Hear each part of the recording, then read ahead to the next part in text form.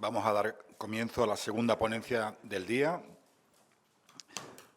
que está a cargo de don César Tolosa Triviño, presidente de la Sala de lo Contencioso Administrativo del Tribunal Supremo.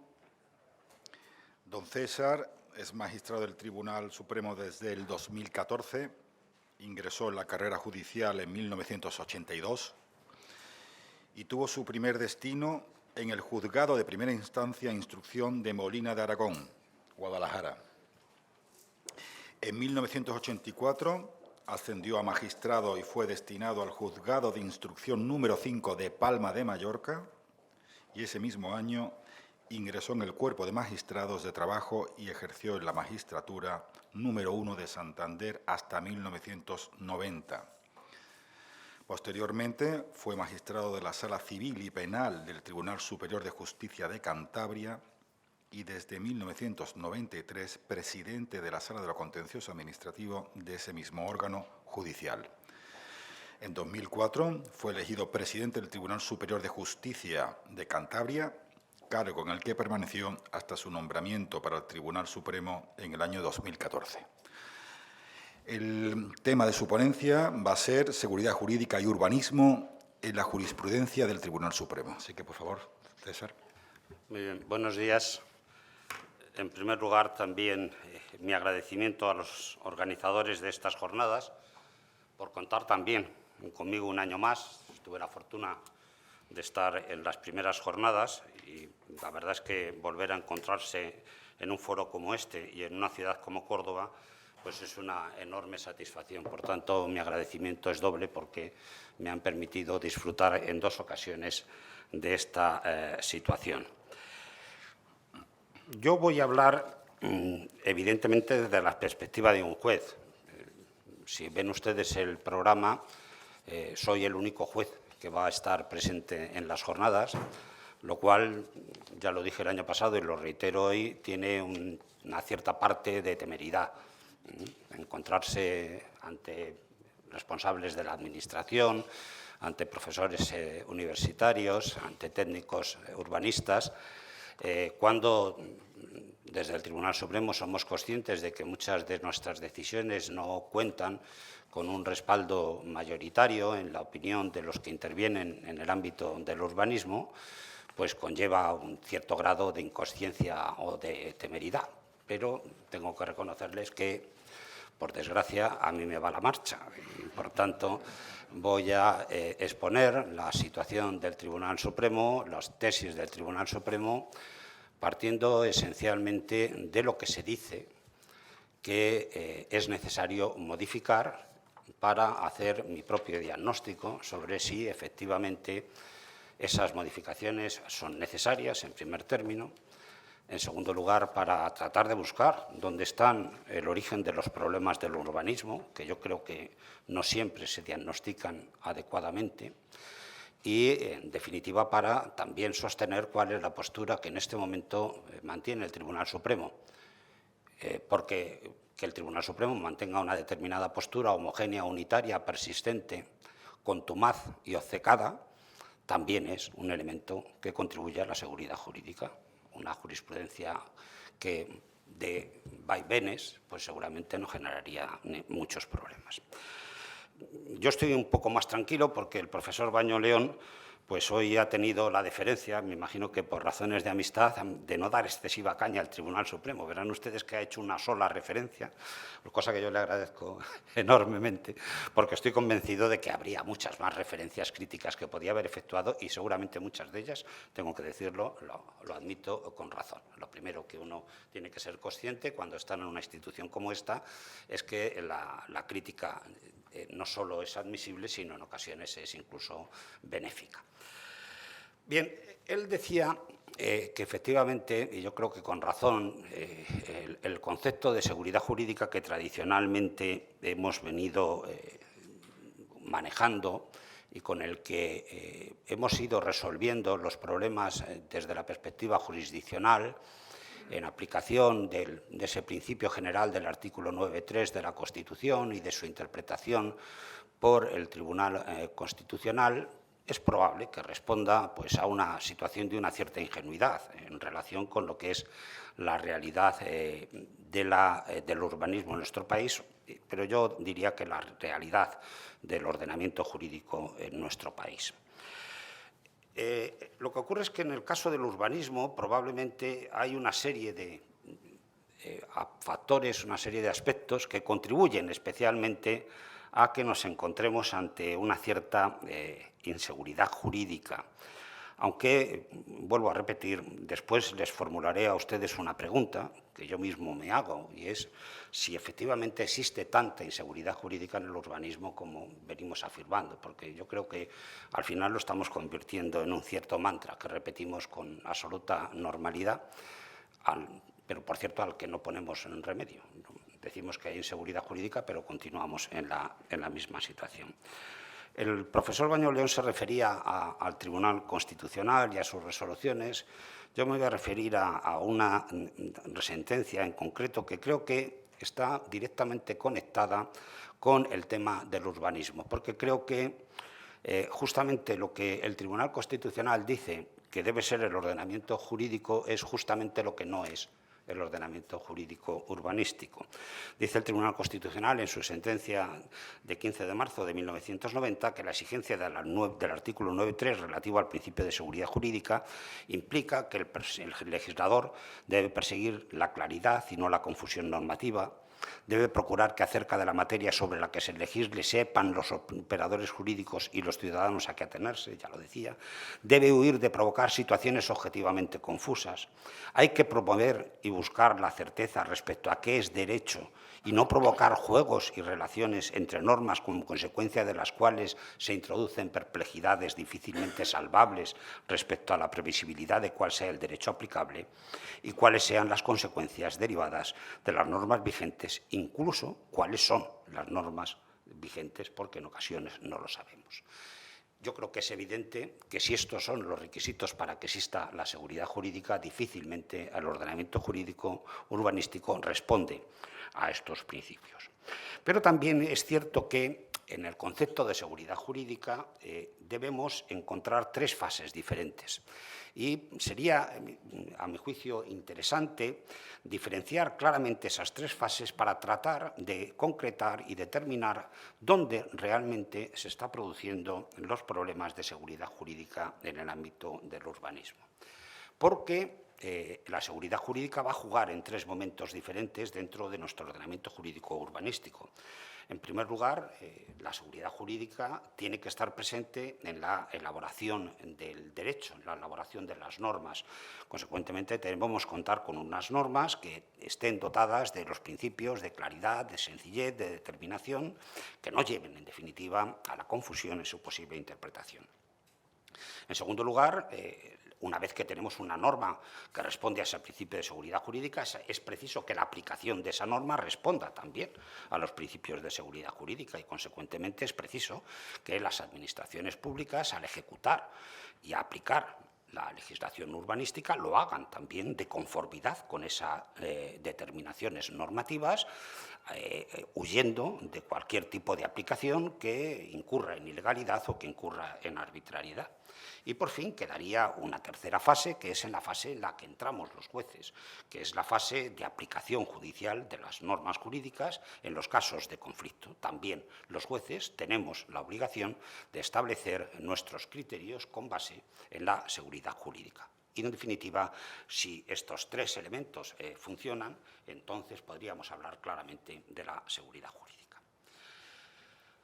La falta de seguridad jurídica es decía en el urbanismo, es algo que, en fin, está en la mente de todos. Se refería el profesor Baño León, efectivamente, a una proposición de ley de 15 de octubre del año 2018, sobre la que muchos escribimos. En fin, ahora ya seguramente ya habrá pasado a ser derecho histórico lo que escribimos entonces, porque han pasado 4 años y de esto no sabemos nada, en el que ya el legislador era claro al decir cuál era la finalidad de la modificación que quería introducir. Se trataba de reforzar la seguridad jurídica. No hace mucho tiempo, mucho más recientemente, y aquí me imagino que habrá algún representante de esas comunidades autónomas, en un encuentro celebrado en Santiago de Compostela, las comunidades autónomas, prácticamente todas las comunidades autónomas españolas, suscribieron un documento que se denomina Encuentro Autonómico Xacobeo 21-22 por un urbanismo responsable, que clama también, en principio, por la seguridad jurídica. Y, por si quedara poco, también pueden ustedes consultar la consulta pública, que hasta ahí he llegado, sobre el anteproyecto de ley para la seguridad, que vuelve otra vez a insistir en estos principios de la seguridad jurídica. Quiero decirle a ustedes que estos tres documentos, estos tres análisis o diagnósticos del funcionamiento del ordenamiento jurídico urbanístico en nuestro país prácticamente coinciden en cuáles son los problemas, y también hay que decir que coinciden prácticamente en su totalidad en cuáles son las soluciones a las que tenemos que llegar. En ese sentido, se viene a afirmar que el ámbito de la reforma en el campo urbanístico, y a estas cuestiones son a las que yo voy a hacer referencia aquí desde la perspectiva de las decisiones que en este momento está adoptando el Tribunal Supremo, son los problemas que dan lugar a la inseguridad jurídica en el urbanismo, son la declaración de nulidad radical del planeamiento, los problemas a causa de vicios formales, parece que ahí es donde se sitúa la clave del problema, la limitación del ejercicio de la acción pública, y también han aparecido algunas otras cuestiones, yo creo que más puntuales, como por ejemplo la posibilidad de los usos y la clasificación del suelo en los terrenos que están declarados zona de la red Natura 2000, que, como les diré a continuación, responden a otras cuestiones. Pero yo les decía a ustedes que les iba a formular una pregunta, y es: ¿realmente hay inseguridad jurídica en el urbanismo? Y yo creo que sí hay inseguridad jurídica en el urbanismo, pero no en todos los momentos de la aplicación del urbanismo. No en todos los momentos de la aplicación del urbanismo. Yo tengo que defender, pese a los muchos defectos que tiene el sistema judicial español, que en este momento la jurisprudencia del Tribunal Supremo en estas materias a las que acabo de hacer referencia es una jurisprudencia consolidada, constante y permanente. Se nos podrá acusar a los jueces de ser obcecados, pero no se nos podrá acusar a los jueces, al menos del Tribunal Supremo, de no ser predecibles. Lo que estamos diciendo lo estamos diciendo desde hace mucho tiempo, y lo seguimos diciendo pese a que permanentemente nos están diciendo que digamos algo diferente. Y voy a tratar de decirlo después. El problema para mí de la inseguridad jurídica no radica, por tanto, en el problema de la aplicación judicial del derecho urbanístico, sino que el problema está antes. El problema está en la elaboración de la normativa urbanística y en la aplicación de la normativa urbanística. Dirán algunos: hombre, ya se está quitando la responsabilidad de encima. No, también tenemos alguna responsabilidad, evidentemente los jueces, todos los que intervenimos, tenemos responsabilidad en lo que no funciona adecuadamente. Pero yo creo que, desde el punto de vista de la elaboración normativa, y ahora me voy a referir no tanto a las leyes del suelo, sino a la planificación urbanística, hay que llegar a la clara conclusión de que existe una enorme confusión procedimental y que, por tanto, es complicado determinar, saber con certeza cuáles son los trámites que hay que seguir para la aprobación de un plan, a efectos de no caer en esos defectos formales que después pueden provocar la declaración de nulidad del mismo, de acuerdo con la doctrina del Tribunal Supremo. Pero es que esa misma confusión o esa misma indeterminación de la tramitación de los procedimientos de elaboración de los planes trae consigo un segundo efecto no querido, y es el tiempo que se tarda en la tramitación de un plan de urbanismo. Y el tiempo que se tarda en la tramitación de un plan de urbanismo es un tiempo que permite que por parte de los poderes públicos se introduzcan novedades legislativas que en muchas ocasiones afectan al propio contenido del procedimiento de elaboración de los planes, de forma tal que hay que estar permanentemente ojo a visor a cuáles son los cambios que se van introduciendo por parte del legislador para que nuestros planes de urbanismo estén realizados en la realidad. también hay un problema, y tengo que decirlo, en el segundo momento, en el momento de la aplicación de los planes. Y en el momento de la aplicación de los planes, en el momento de la ejecución de los planes y en su elaboración, que es un problema que tengo que decir sinceramente, y es la persistencia de algunas administraciones públicas de apartarse de los criterios sentados por el Tribunal Supremo a la hora de establecer cuáles son los requisitos para la aprobación de los planes de urbanismo. Yo acababa, ahora cuando estábamos hablando en el café, comentaba a los representantes asturianos un dato que me parece que es muy significativo. En 2 años, 2017-2019, en España el Tribunal Supremo anuló 90 planes de urbanismo, 90 planes de urbanismo, todos ellos, por el incumplimiento del informe preceptivo de la Confederación Hidrográfica en materia de suficiencia de recursos hídricos, que, como todos ustedes saben, está regulado con absoluta claridad en el artículo 25 de la Ley de Aguas. Y la pregunta es, ¿esto es una consecuencia de la inseguridad jurídica en el urbanismo? ¿O esto es una consecuencia del incumplimiento por parte de las administraciones públicas de la legislación urbanística? Porque las dos cosas no son lo mismo. Y las dos cosas necesitan un tratamiento diferenciado. Por tanto, el urbanismo en nuestro país tiene que pasar por 2 situaciones. En primer lugar, porque efectivamente hay que dotarle de mayor sencillez, hay que dotarle de mayor predecibilidad, hay que dotarle de mayor seguridad jurídica, pero también hay que exigir que las administraciones públicas posteriormente lleven a cabo un cumplimiento exacto de aquello que es la legalidad vigente y no consideren que en el cumplimiento de la normativa urbanística también existe un margen de discrecionalidad, cuando no de mero y simple incumplimiento. Y yo tengo que decir, y ya les decía que me va la marcha, que lo vamos a hacer, que echo de menos en todos estos documentos, cuando uno lee la exposición de motivos, la justificación de la proposición de ley o el texto de las comunidades autónomas, una pequeña autocrítica, en el sentido de reconocer que efectivamente una parte, no voy a decir que todo, pero una parte de la responsabilidad de lo que está ocurriendo la tienen también las propias administraciones públicas cuando incumplen la normativa urbanística. Mire usted, yo recuerdo siempre aquello famoso doctrina del Tribunal Supremo sobre el jus variandi del planificador. O sea, que lo que venía a decir es que el planificador, dentro de la legalidad, puede hacer lo que quiera, porque tiene todas las opciones a su alcance.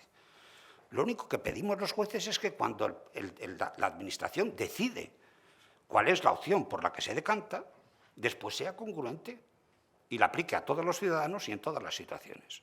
Cuando eso no se produce, caemos en la ilegalidad. Y cuando se cae en la ilegalidad, sintiéndolo mucho, el papel que corresponde a los jueces en este país es retornar a la senda de la legalidad por la vía de los procedimientos.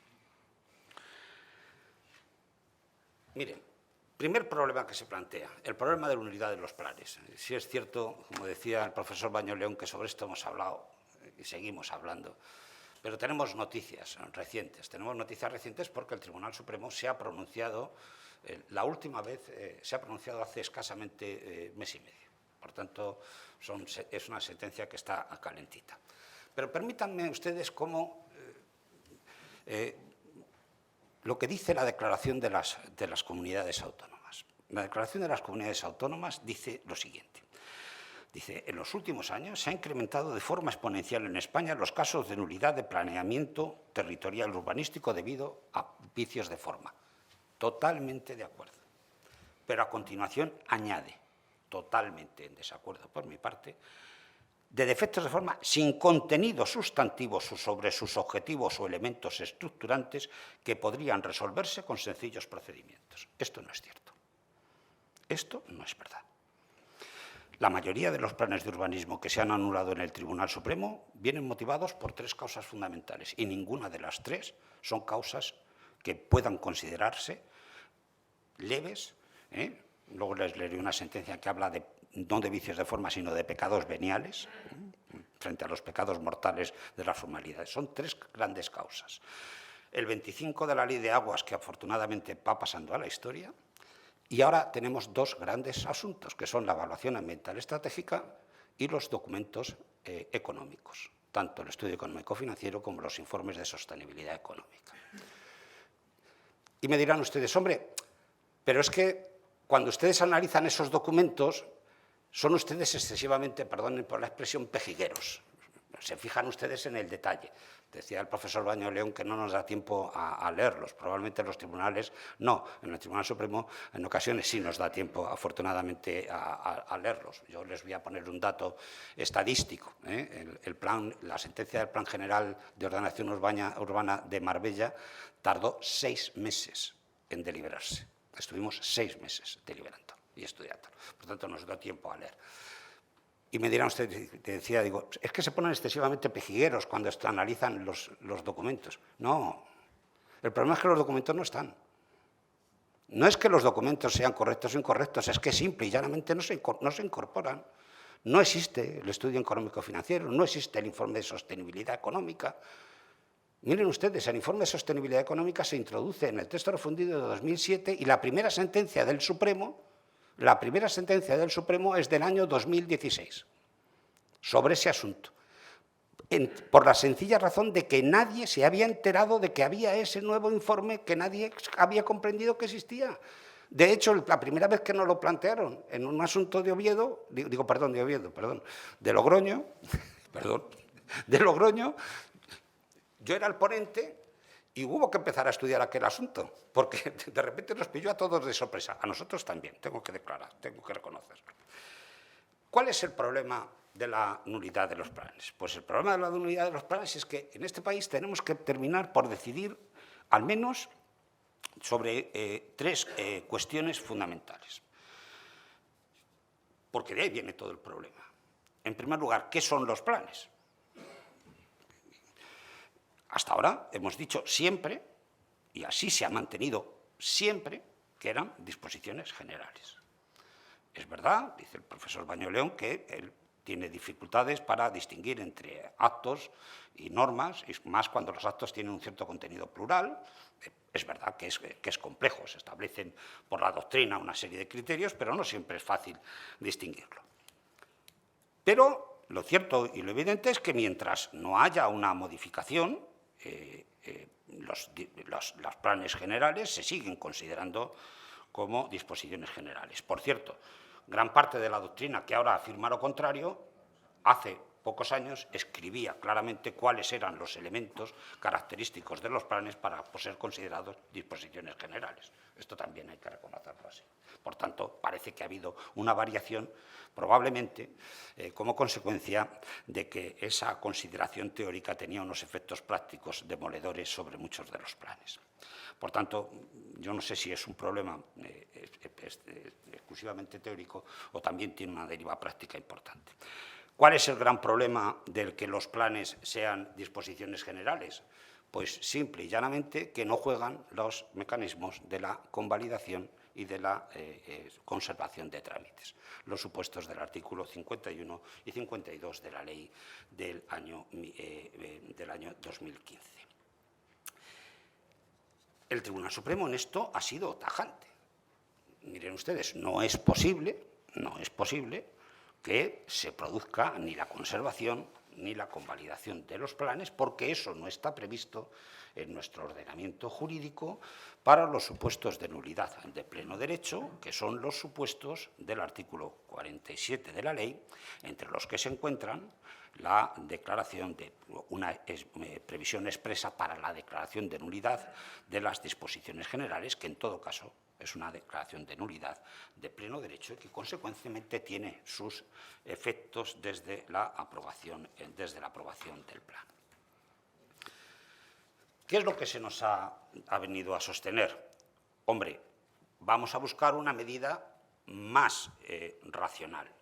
Vamos a mirar hacia el exterior y ver cómo es posible buscar soluciones que no sean tan sumamente drásticas como las que seguimos en nuestro país. Es cierto que, por ejemplo, en Alemania se ha limitado de forma importantísima la posibilidad de impugnar los planes por defectos de procedimiento.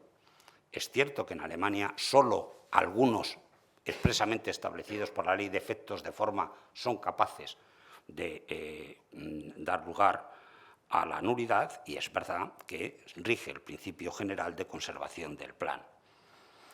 También es cierto que la legislación francesa, que es la que se suele poner de relieve en estos casos, fue modificada la ley francesa 2014-366 de 24 de marzo de 2014, que introdujo un nuevo artículo, que es, los artículos de las leyes francesas son complicados, es el L600-9, pues en ese artículo lo que se establece es lo que mucha gente en nuestro país está solicitando, y es que en los casos de vicios de forma el tribunal pueda conceder un plazo a la Administración para que subsane ese vicio de forma tal que, mientras tanto, el plan esté vigente y, posteriormente, en el caso de que se produzca la subsanación, evidentemente el juez pueda convalidar la validez del plan y, por tanto, el plan seguiría desplegando sus efectos sin mayores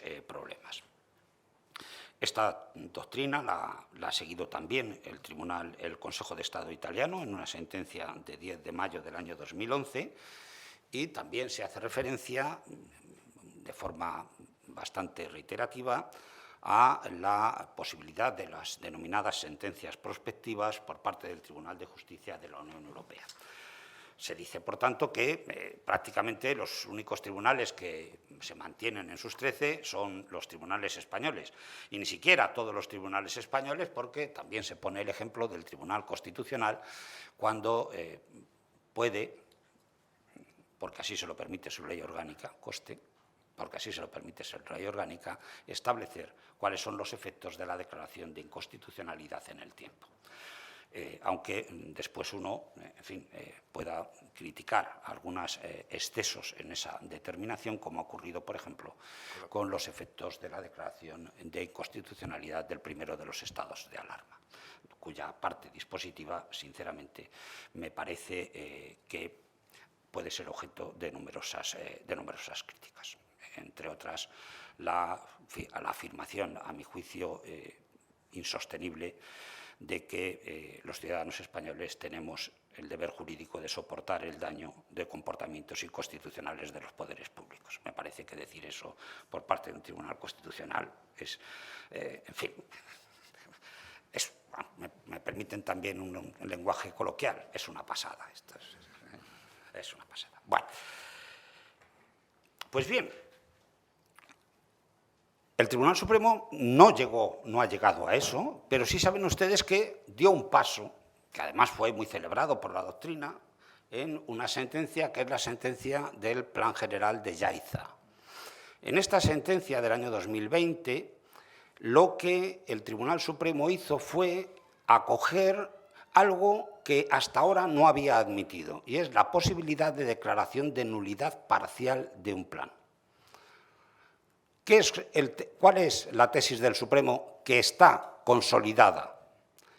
Mire usted, cuando el requisito de forma que se ha omitido no afecta a la totalidad del plan, sino afecta exclusivamente a determinadas zonas o a determinados ámbitos de la planificación, la declaración de nulidad no va a afectar a la totalidad del plan por el principio de proporcionalidad, sino exclusivamente a una zona determinada.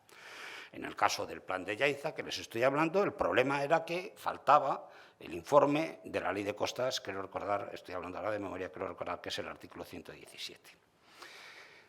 Claro, el Ayuntamiento de Yaiza dijo, oiga, que es que, hombre, es verdad que estamos en una isla, pero no toda la ciudad está en la costa. Tenemos partes que están en el interior y, por tanto, el informe de costas afectará a la zona costera, pero a la zona del interior el informe de costas, sea favorable o sea contrario, no va a cambiar la ordenación contenida en el plan. Y, por tanto, no declaren ustedes la nulidad de todo el plan porque solo una parte de la ordenación de Yaiza se vería afectada por el futuro dictamen o por el futuro informe. El Tribunal Supremo admitió esta tesis, con lo cual, evidentemente, ahora lo que el Tribunal Supremo hace es comprobar la existencia de un defecto de forma y determinar si ese defecto de forma es trasladable a la totalidad de la ordenación del plan o simplemente a algún aspecto parcial del mismo. Evidentemente, esto es un avance, a mi juicio, importante por parte del Tribunal Supremo. Yo estoy convencido que habrá más. Lo que pasa es que también tengo que reconocerles a ustedes que los cambios de jurisprudencia son cambios lentos. Son cambios muy lentos. Se producen con muchas dificultades dentro de las salas y después de grandes deliberaciones. Decidir que el suelo urbanizable, el suelo urbano consolidado, podía desconsolidarse para realizar actuaciones de rehabilitación y regeneración urbana, costó 3 años de deliberación. O sea, en fin, luego dicen ustedes que se tardan en hacer planes, pues anda, que en hacer sentencias a veces no saben ustedes lo que se puede llegar a tardar. Ahora bien, cuando nos hemos encontrado, y yo les decía a ustedes, con 3 grandes causas de nulidad de los planes. Y la pregunta es posible afirmar que la falta de evaluación estratégica solo afecta a un ámbito del plan y no a la totalidad del plan? A mi juicio, no. ¿Es posible decir que la suficiencia de los recursos hídricos solo afecta a determinadas zonas y a otras no? ¿Qué pasa, que hay gente que no bebe? ¿Es posible decir que el estudio económico-financiero, esto es la garantía de la sostenibilidad económica de la ejecución del planeamiento y el mantenimiento de las estructuras puestas en marcha, para no ver, desgraciadamente, lo que en algunas ciudades vemos, que son grandes elementos de dotaciones importantes que han quedado absolutamente en desuso y con una conservación inexistente, que solo eso afecte a una parte del plan? A mi juicio, eso no es posible. Pero sobre lo que sí se ha pronunciado con absoluta claridad el Tribunal Supremo es sobre que, mientras estemos en la situación que estamos, no es posible aplicar las teorías francesas, alemanas, italianas, sobre la posibilidad de conceder a las administraciones un plazo para que subsanen los defectos de planeamiento. La primera sentencia es una sentencia que ya tuve ocasión de citar el año pasado aquí, y por tanto no voy a reiterarla. Es la sentencia de 22 de julio de 2021, Plan General de Chiclana de la Frontera. En esa sentencia se hacía referencia a una sola sentencia en que el Tribunal Supremo sí lo hizo. Por tanto, que nadie se sorprenda porque hay una sentencia en que sí se hizo esto. Son 2 sentencias en concreto, lo que pasa es que sobre el mismo tema, 22 y 23 de abril de 2013. Era un caso de las servidumbres aeronáuticas del Ayuntamiento del Aeropuerto de Lérida. Ahí, y se explica en esta sentencia de 2021, las circunstancias eran absolutamente excepcionales porque estábamos ante razones imperiosas de seguridad aérea y razones imperiosas de seguridad de los pasajeros. Y ahí se prefirió adoptar esta decisión. También hay que decir que el ponente de esta sentencia hoy es abogado general ante el Tribunal de Justicia y ya estaba imbuido de la técnica de las sentencias prospectivas del propio Tribunal de Justicia. Pero recientemente, les decía a ustedes, el Tribunal Supremo ha tenido ocasión de reiterar su doctrina en 3 sentencias distintas que paso a citarles y que son importantes.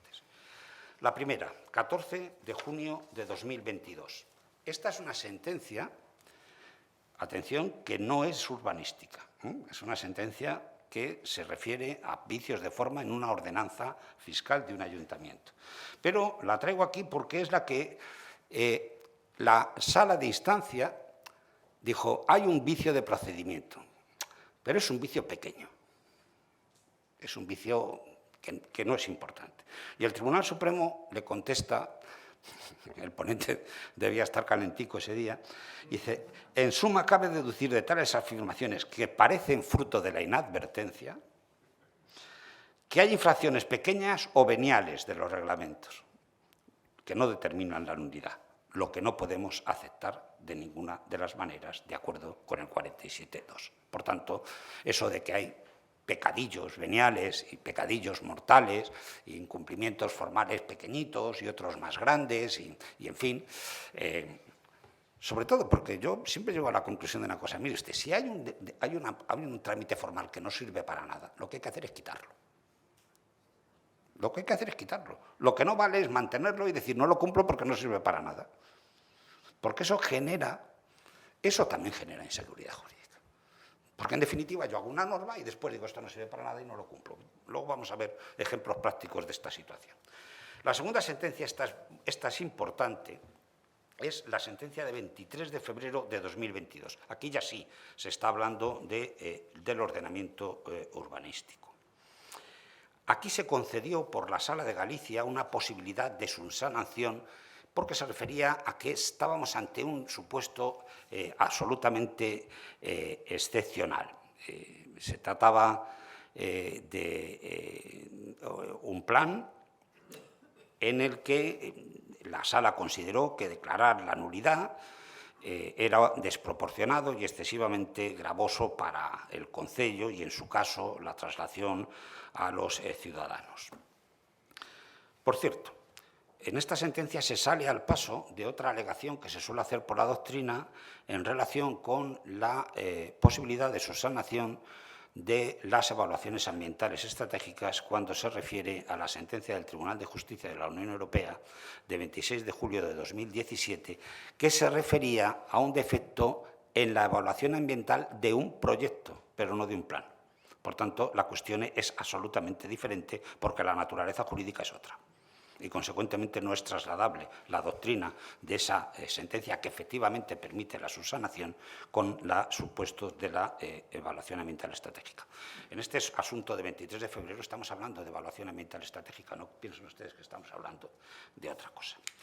Y, por fin, hay una última sentencia, yo no les voy a leer lo que dicen las sentencias, pero esta es la línea, hay una última sentencia, esta es la más reciente de todas, que es de 5 de julio de 2022. Esta es, por tanto, una sentencia calentita. Esta afecta ni más ni menos que a la modificación puntual del Plan General de Ordenación Urbana de Madrid en un nuevo área de planeamiento en la zona de Cuatro Caminos. Yo creo que el director general de urbanismo está aquí, sabe perfectamente de lo que estamos hablando. Y en este caso se alegó la sentencia de Yaiza, se dijo que este no era el supuesto de la sentencia de Yaiza, y hace una manifestación que no me resisto a leerles a ustedes y que yo creo que justifica la doctrina del Tribunal Supremo. Y es, miren ustedes, hay cosas que no se pueden poner al final porque tienen que estar al principio. Y dirán ustedes, vaya, en fin, eso es evidente. Bueno, pues miren ustedes, no se puede hacer una evaluación ambiental estratégica de un plan que ya está hecho. Porque la finalidad que tiene la evaluación ambiental es preventiva. Es preventiva y por eso se dice que hay que hacerla antes. Porque si no, lo único que hacemos es vestir al santo. ¿Y cómo vestimos al santo? Pues demonios, con los ropajes que le van bien, evidentemente. ¿A ustedes se les ocurre a alguien que hagan un plan general y después hagan una evaluación ambiental estratégica diciendo que todo lo que está en el plan es contrario a la legislación medioambiental? ¿A que no se le ocurriría a nadie? Pues ese es el problema. ¿Qué dice el Tribunal Supremo? Dice, la solución que se postula por la parte es contraria a la propia lógica jurídica, porque si con los informes que han de emitirse en la aprobación de los instrumentos de ordenación se pretende, como ya antes se dijo, ofrecer al planificador elementos de juicio para poder acoger entre las opciones admisibles aquella que sea más acorde a los intereses en conflicto en la ordenación territorial o urbana, así como la de evitar arbitrariedad en cuanto esos informes servirían de motivación a la decisión acogida, es manifiesto que si esos informes han de evacuarse cuando el plan o la modificación ya está aprobada, difícilmente puede servir a tales fines y difícilmente podría emitirse sin contar con lo que ya previamente se había decidido. Esto se llama puro razonamiento lógico. Nos guste o no nos guste, pero esto se llama puro razonamiento lógico. Bueno, pues, siguiente problema que nos encontramos. El siguiente problema que nos encontramos es un problema grave, que es el problema que ya aquí hemos analizado también, de la complejidad de los informes sectoriales en la planificación urbanística. Yo creo que este es uno de los mayores problemas de inseguridad jurídica. Nadie sabe exactamente cuántos informes tienes que aportar, porque además depende de dónde estés. En unos sitios tienes uno, en otros sitios tienes otro. Hay administraciones públicas más modernas que deciden introducir en el urbanismo una serie de valores que yo, lo digo sinceramente, difícilmente entiendo que puedan verse afectados, pero en fin, que allí aparecen.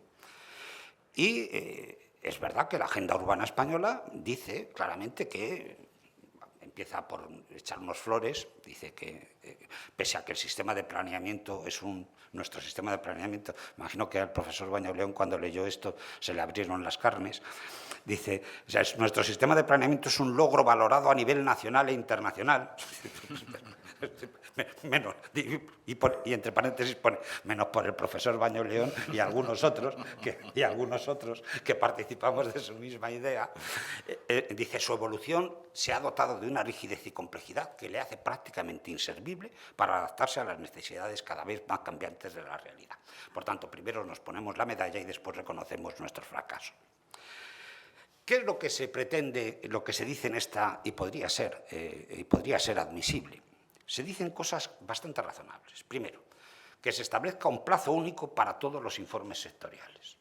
Segundo, que haya una regulación unívoca de los efectos de la falta de aportación del informe. Por tanto, la falta de aportación del informe supone que es positivo o que es negativo, porque depende de qué informe sea. Tercero, evitar la duplicidad de informes cuando ya han sido emitidos en los planes superiores respecto de los planes de desarrollo. También parece que responde a la lógica jurídica.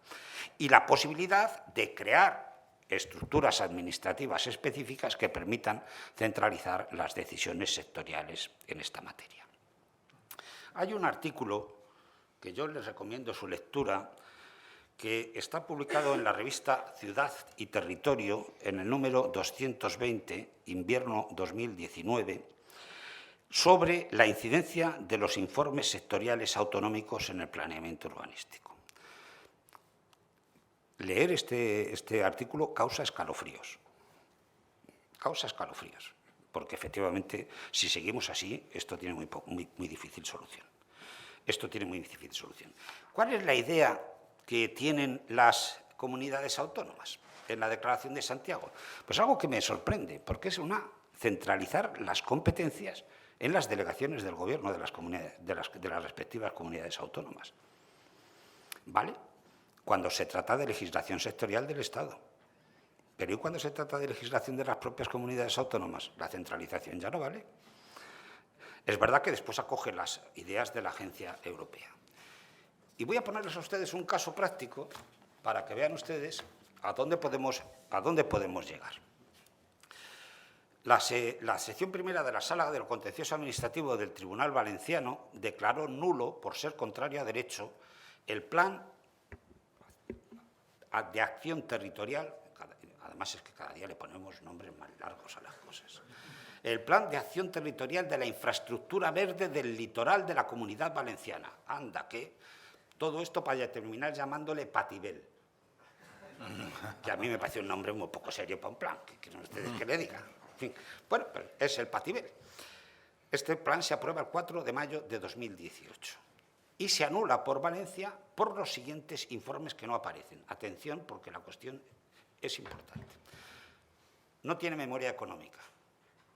Bueno, esto parece que, hombre, esto no es un pecadillo venial. Pero aquí ya aparecen nuevos informes. Primero, el artículo 4 bis de la Ley de la Comunidad Valenciana en materia de igualdad entre mujeres y hombres cuando exige un informe de impacto por razón de género.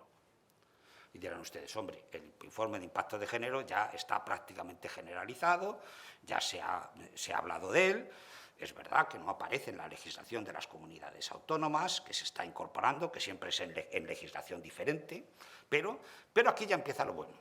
Incumple también la disposición adicional número 10 de la Ley 40/2003 de protección de familias numerosas. ¡Ay, Dios mío! ¿Cómo veo yo las familias numerosas en la ordenación territorial de la costa de la Comunidad Valenciana?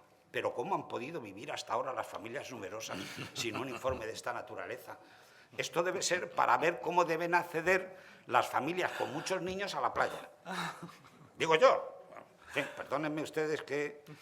es que hay cosas que uno, se lo digo sinceramente, uno termina muy bien de entender. El artículo, se había violado también el informe que exige el artículo 22 de la Ley de 1996 de protección jurídica del menor. Y vuelvo a decir que tampoco entiendo muy bien cuáles son sus relaciones con esta cuestión. Y, por fin, como no era suficiente, le faltaba la evaluación ambiental estratégica. O sea, claro, cuando tú ves esto, dices, hay inseguridad jurídica. Hombre, no. Hay otras cosas. Hay un problema de inseguridad jurídica. ¿Por qué anula la Sala de Valencia, no por la falta de evaluación de ambiental estratégica, sino por los otros informes? Pues muy sencillo, porque los informes son neutrales. ¿Qué significa esto? Que todo esto, al final, permítanme la expresión cruda, no sirve para nada. Porque esos informes que se realizan, lo único que dicen es que no hay afectación ninguna a las familias numerosas. Y entonces la Sala de Valencia dijo, decir eso es no decir nada. Y no decir nada es como si no hubiera informe, nulidad del plan. A mi juicio, esa consecuencia jurídica es absolutamente desproporcionada. Y, consecuentemente, esa sentencia fue revocada por el Tribunal Supremo. Pero de esto nos encontramos permanentemente. Claro, cuando las comunidades autónomas dicen que se centralicen los informes sectoriales, ¿pero por qué existen estos informes sectoriales? Vamos a llamar a las cosas por su nombre. Porque todo el mundo quiere tener sus manos metidas en el urbanismo. Ni más ni menos. Y porque cuando el Tribunal Constitucional dijo, mire ustedes, señores del Estado, ustedes en el urbanismo no tienen competencia, dijeron que no. Déjenme ustedes a mí la legislación sectorial y verán si tengo o no tengo yo competencia para decidir cómo se hacen los planes urbanísticos en nuestro país. Yo no sé cómo vamos de tiempo, me imagino que mal. La siguiente cuestión es una cuestión que, en fin, ya hemos hablado en muchas ocasiones, es el tema de la acción pública. Yo tengo que volver a decirlo. A mí me dicen, es que hay un ejercicio abusivo de la acción pública. ¿Vale? Pues establezcamos mecanismos para que no haya un ejercicio abusivo de la acción pública. Pero no. Lo que hacemos es hacer desaparecer la acción pública. O sea, matamos las moscas a cañonazos. Como tenemos problemas de abuso en la acción pública, nos cargamos la acción pública. La acción pública en este país ha sido útil y además está prevista como un medio de participación de los ciudadanos en la administración de justicia, en el artículo 105 de la Constitución. Bien es cierto que ese artículo 105 después dice que será la legislación sectorial la que reconozca o no reconozca la existencia de la acción pública. Bien, es cierto que en materia del suelo, saben ustedes que el artículo 5 y el artículo 62 del texto refundido de 2015 lo contempla, igual que lo contempla el 19.1h de la Ley de la Jurisdicción Contenciosa Administrativa. ¿Hay abuso en el ejercicio de la acción pública? Evidentemente sí. Evidentemente sí. Y eso debería llevar como mínimo a un cambio en la doctrina del Tribunal Supremo, con la que yo no comparto la tesis tradicional. La tesis tradicional es una tesis que viene a sostener lo siguiente. Fíjense ustedes, lo que viene a decir es, para analizar si la legitimación por acción pública es o no abusiva, no lo podemos hacer en el inicio del proceso, que es cuando examinamos la legitimación, sino que lo tenemos que hacer al final del proceso, de forma tal que si la acción ejercitada era razonable o tiene éxito, el ejercicio de la acción pública era legítimo. No sé si ustedes me entienden. Por tanto, la abusividad no depende del elemento subjetivo de quien ejerce la acción, sino del resultado del proceso. A mi juicio, eso no es posible. Una acción es abusiva por mucho que se lleve razón. Seguirá siendo abusiva. Démosle, por tanto, otro tratamiento. ¿Cuál es el tratamiento que se le quiere dar? Pues muy sencillo. Se ha dicho, miren ustedes, vamos a dar el tratamiento, y así venía en la proposición de 2018, de la legislación medioambiental, de la legitimación medioambiental. Pero vamos a ser sinceros, la legislación medioambiental no establece una acción pública. No es cierto que establezca una acción pública. Establece una legitimación colectiva o corporativa de naturaleza restringida, que no es lo mismo que una acción pública. Por tanto, llamemos a las cosas por su nombre. Digamos que desaparece la acción pública y ponemos esto.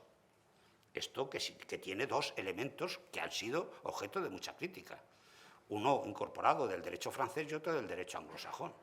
El primero, que ya saben ustedes, que las corporaciones o los colectivos tienen que estar constituidos al menos con 2 años de antelación, por tanto no se permite la creación ad hoc de una plataforma para impulsar la impugnación de un plan, sino que ya hay que estar constituidos. Y en segundo lugar, y esto viene del derecho anglosajón, el ámbito territorial.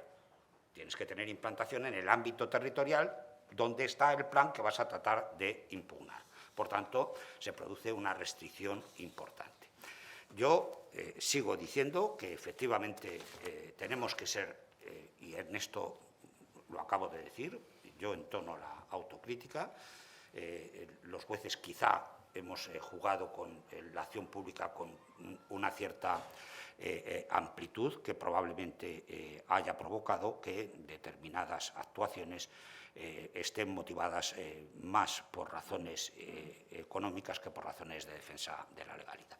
Y esto hay que decirlo y evidentemente esto hay que tratar de ponerle coto de alguna manera y a quien corresponde ponerle coto evidentemente tiene que ser a los propios tribunales de justicia examinando la legitimación con carácter previo y no en función del resultado del proceso. Otro problema que se ha planteado en las comunidades autónomas, este es un problema que tiene nombre y apellidos. Yo no sé. ¿Han leído ustedes el documento este del Xacobeo 2020-2021? Yo les recomiendo su lectura. Pues al final de todo esto, que es con carácter general, aparece una cosa que es bastante sorprendente, que es la de la declaración de los espacios naturales protegidos. Voy terminando, ¿no? Sí, por favor. Bueno, pues sobre eso, el Tribunal Constitucional... Me queda una cosa por decirles. Miren ustedes, otro elemento de inseguridad jurídica, quédense ustedes con el tema de la Red Natura 2000, la Red Natura 2000, quédense ustedes con ese asunto. ¿Saben ustedes que ese asunto tiene nombres y apellidos? Se llama Valdecañas, por tanto no vayan ustedes a ningún otro sitio. Sí decirles a ustedes que el Tribunal Supremo se ha pronunciado sobre esta cuestión de forma clara y radical en una sentencia de 9 de febrero del año 2022. Y ya termino. Otro elemento que introduce inseguridad jurídica es la desaparición de la licencia urbanística de la que se refería antes, y es la aparición de la comunicación previa y la declaración responsable. La regulación de la comunicación previa y la declaración responsable no es más que un semillero de dudas. Es un semillero de dudas. ¿Por qué? Porque ahora la regla general, salvo que haya razones imperiosas de interés general, saben ustedes que es que no hay que pedir autorización para el inicio de actividad o la construcción de una obra. Pero empiezan a aparecer, y yo se las dejo aquí dichas, si luego tienen ustedes interés, intenten buscar la solución porque no la encontrarán. Con lo cual ya les adelanto que no lo busquen, pero piénsenlo. Primero, ¿es posible que la legislación autonómica establezca un periodo de carencia desde que se presenta la declaración responsable hasta que el interesado puede iniciar las obras? O lo que es lo mismo, ¿se puede establecer un periodo durante el cual la Administración pueda realizar labores de comprobación o de inspección? ¿O esas labores de comprobación o de inspección son siempre a posteriori, una vez presentada la declaración responsable con todos los requisitos? En segundo lugar, ¿tiene la Administración un plazo para realizar esas labores de inspección o comprobación? ¿O el plazo está abierto? O, como dicen algunos, el plazo sería el famoso plazo de prescripción de las potestades de restablecimiento de la legalidad urbanística, solo que tiene un problema, y es que aquí no hay ningún tipo de procedimiento. En tercer lugar, ¿puede la Administración ¿Puede la Administración utilizar la vía de la suspensión de la efectividad de la declaración previa y, consecuentemente, a virtud de esa, podría producirse la caducidad de la declaración previa o de la comunicación de la declaración previa, la comunicación previa o la declaración responsable? Todas estas incógnitas están ahí. Miren ustedes, antes se decía, dice, empezar una obra con una licencia obtenida por silencio es una temeridad. Bueno, pues trasladen ustedes esto a este sistema. ¿Introduce liberalización en el mercado? Evidentemente. Desde el punto de vista jurídico, los problemas van a ser muy graves. De momento, solo hay una sentencia. Esta sí que más calentita todavía. La sentencia es de 20 de septiembre de 2022 del Tribunal Supremo sobre un problema relativo precisamente a los supuestos de la declaración responsable y a estas dudas interpretativas a las que acabo de hacer referencia. Perdonen por la extensión de mi intervención, pero ha sido un placer hablar para todos ustedes. Muchísimas gracias. Muchas gracias, César.